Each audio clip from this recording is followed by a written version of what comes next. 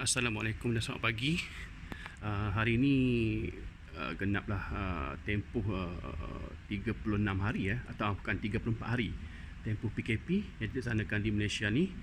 So boleh dikatakan agak struggle jugalah rakyat-rakyat Malaysia untuk stay kat rumah kan. Cuma ada segelintir yang dibenarkan bekerja.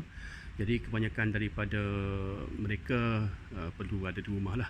So dengan peluang yang ada kat rumah ni, saya bercadang ingin membuat sedikit review lah berkenaan dengan Yamaha XJ6 ni, yang mana saya telah memiliki motor ni selama lebih kurang 2 tahun lebih sikit.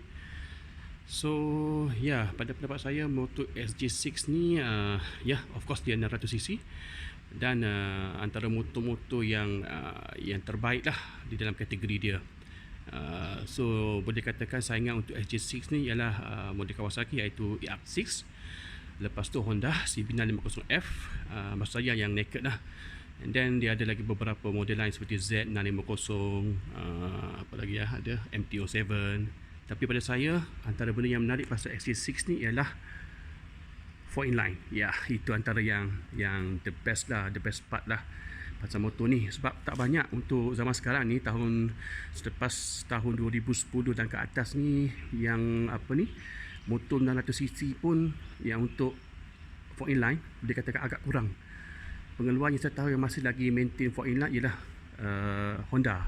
Even Yamaha sendiri pun dah tak buat dah untuk model yang model 600cc dan ke bawah 4 inline. Hanya Honda iaitu CBR650R dan CB605R, hanya model itu saja yang masih lagi mempertahankan dia punya 4 inline untuk sisi yang midweight lah, masuk midweight level superbike. So seperti yang kita dapat tengok kan, dekat sini kita ada manifold exhaust 4 silinder. So ini antara benda yang boleh katakan paling menarik pasal motor XJ6 ni, di mana seperti yang kita tahu kan, 4 inline ni engine dia boleh menghasilkan horsepower yang tinggi. Maksudnya motor ni kalau ikutkan apa yang saya tengok lah dekat video review, kebanyakannya dia punya top speed boleh cecah sampai yang standard yang standard ni dalam 220 230 macam tu lah. Okey. Dan boleh katakan juga dia punya engine ni kalau compare dengan model yang inline 2 tu, bukan kat tu, parallel twin tu, memang dari segi vibration agak kurang. Maksudnya untuk long distance memang sedap, dia tak akan rasa dia punya vibration tu. Sebab saya pernah bawa model ER6 dan juga Z650, memang kita rasa dia punya vibration tu. Sebab piston dia kalau compare dengan yang model 4 inline ni, dia punya piston ni kecil-kecil. Maksudnya pada 600cc satu piston lebih kurang dalam 150cc. Memang kecil saja. Jadi dia bila kecil tu dia tak adalah vibration yang kuat sangat. Compare dengan model 650 yang 2 silinder tu. Yang 2 silinder memang besar dan dia akan ada vibration. So bila vibration memang penat lah bila kita bawa untuk long distance. So maksudnya saya compare dengan model ni lah kan. Okey. Lepas tu pula di samping model 4 inline ni, dia punya bunyi lah memang mantap lah. So cakap lah, saya ada buat review yang bukan review, maksudnya saya ada share pasal saya punya motor punya bunyi tu. Memang you boleh tengok kat situ lah, memang terbaik lah bunyi dia. Dan saya juga boleh katakan motor ni the best dia, of course dia naked. Bila naked ni dia memang kata multi purpose motorcycle. Maksudnya dia all rounder.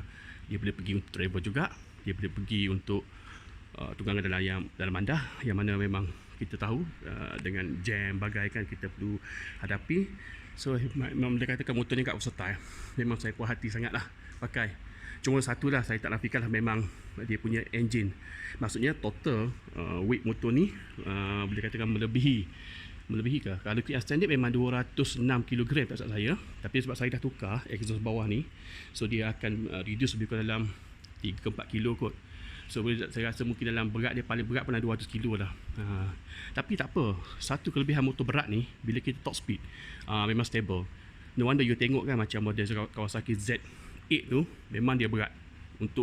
Untuk low RPM, handling memang cukup penat lah. Macam dalam bandar tunggangan dalam bandar yang jam bagai tu memang berat gila. Tapi bila dia top speed tu dia mantap. Cuma satu je lah top speed yang kelemahan sikit motor naked ni, sebab dia punya Yelah, you know kan naked kan, fairing tak ada. Jadi bila kita bawa tu, bila dah speed tu dah cecah berapa kan, pukul 160 ke atas, memang rasa ada rintangan angin itu, sebab memang direct terjah badan kita. So kalau compare dengan yang ada ferry tu, advantage pergi kat sana, yang ada ferry lebih advantage. Okay, tapi tak bermaksud kita tak boleh bawa high speed, cuma boleh. Cuma orang kata apa, dari segi nak maintain top speed atau high speed lama-lama tu agak agak suffer jugalah, berkata macam tu lah. Okay. So benda lain yang pasal motor ni, rasa itulah yang saya rasa the best. Okay, berkenaan dengan eco ataupun tail motor ni kan, sebab saya ramai jugalah kawan-kawan saya nasihatkan suruh buang tail tu. Dia kata kau tak macho lah pakai tail macam ni, nampak standard sangat. Tapi frankly speak lah, pada saya tail ni agak perlu sebenarnya. Bukan agak perlu, memang perlu. Ya, satu, memang benda ni diperlukan bila time kita lalu jalan hujan, jalan yang basah kan. Jadi dia mengelakkan ketika tayar ni spin ni kan, dia mengelakkan kita punya belakang tu basah, dia kena percikan air daripada permukaan jalan tu. Jadi memang perlu. Lepas tu pula, tak tahu lah, saya memang rasa suka dengan tail ni kan. Setengah orang tak suka, dia kata buruk lah, payah. Tak adalah, saya memang cantik, saya nak buang. Dan bukan kata tak pernah fikir jugalah tengok kawan yang yelah tak ada tail kan, nampak tayar daripada belakang, wah nampak macho. Tapi semata-mata nak macho punya pasal, dia kita korbankan faktor-faktor lain tu, pada saya tak berbaloi lah. So di end of the day, saya rasa memang letaklah tail tu kat situ. Macho. Alright. Dan lagi Sitco ni lah. Sitco ni saya beli second hand lah daripada kawan lah hari tu. Memang okey lah. So ada cover, dan sini pun saya taruh. Ini daripada Shopee ni. Memang dia punya apa, untuk elakkan kadang-kadang kucing kan malam-malam kan, dia naik atas ni kan, dia cakar-cakar kan. Kalau tak ada ni memang habis dah seat ni. Okey. Ya, boleh katakan benda lain yang saya suka pasal motor ni, apa lagi ya? Lagi satu, dia punya minyak dia kan. Saya boleh katakan tak adalah, sebab setengah orang kata mitos ke apa ke, memang for inline ni minyak kuat. Pada saya tak adalah kuat mana pun. Kalau compare dengan kawan-kawan yang pakai 650 2 silinder tu, ada sikit lah besar minyak dia tu kan, rasa. Tapi taklah orang kata obvious sangat. Saya rasa saya isi full tank motor ni kan, dalam dia 17 liter satu tank ni. So 17 liter tu untuk jarak pemanduan tu, saya rasa dalam boleh pergi sampai 280, tapi tak macam 300 lah. Saya rasa lebih kurang macam tu. Sampailah dia punya meter indicator tu berkelip.